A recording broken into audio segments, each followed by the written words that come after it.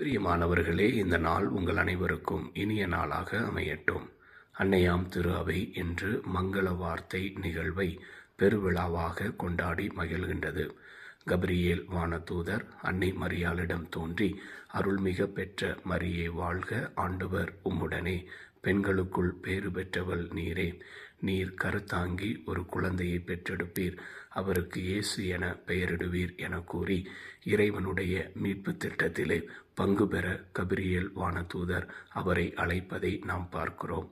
அன்னை மரியாளும் இந்த இறைவனின் திட்டத்தை கொடையாக தன்னுடைய வாழ்விலே ஏற்றுக்கொண்டு அந்த மீட்பு திட்டத்திலே முழுமையாக தன்னையே கையளித்து ஒப்பு கொடுத்து பங்கேற்கின்றார். நாமும் அன்னை மரியாளைப் போல இந்த தவ காலத்திலே எப்பொழுதும் இறை திருவுளத்திற்கு நம்மையே முழுமையாக கையளித்து அதன் வழியாக இறை ஆசிரை இறைவனிடமிருந்து நிறைவாக பெற்றுக்கொள்வோம். ஆமேன்.